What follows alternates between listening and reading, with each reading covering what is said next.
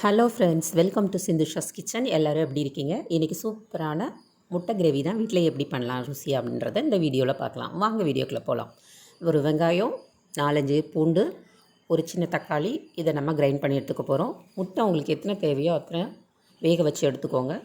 ஒரு தவாவில் கொஞ்சமாக எண்ணெய் ஊற்றிட்டு கடுகு, கொஞ்சமாக சோம்பு போட்டு நம்ம பொரிச்சு எடுத்துக்கலாம்.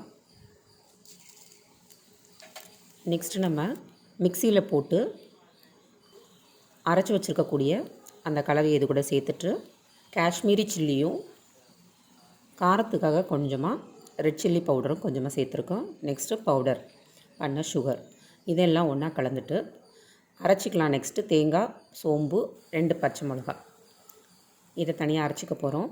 இது கூட கொஞ்சமாக கசகசா சேர்த்துக்கலாம், பாப்பி சீடுன்னு சொல்லுவோம்ல. அரைச்சிட்டு 2 கொதி வந்ததுக்கப்புறம் அந்த கலவையோட இந்த மிக்சரையை நல்லா சேர்த்து கலந்துக்கலாம். இப்படி எண்ணெய் பிரிஞ்சு இந்த மாதிரி வரணும். இது கூட நம்ம வேக வச்சு உரித்து வச்சுருக்கக்கூடிய முட்டையை இது கூட சேர்த்து நல்லா கலந்துட்டு மூடி வச்சு ஒரு 2-3 நிமிஷம் வரைக்கும் நல்லா அந்த மசாலா அது கூட சேரணும். அந்த அளவுக்கு நம்ம மிக்ஸ் பண்ணி விடலாம்.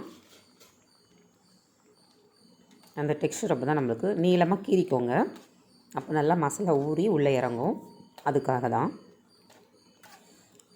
ஈஸியாக நம்ம 2 நிமிஷத்தில் இந்த முட்டை தொக்கு பண்ணிடலாம். ஃப்ரெண்ட்ஸ், எல்லோரும் ட்ரை பண்ணி பாருங்கள். டெய்லி ஒரே மாதிரி குழம்பு செஞ்சு சாப்பிட்றதுக்கு இந்த மாதிரி முட்டை கிரேவி வந்து ரொம்ப சூப்பராகவும் டேஸ்டியாகவும் இருக்கும். பசங்களுக்கு இந்த மாதிரி கொடுக்கும்போது விரும்பியும் சாப்பிடுவாங்க.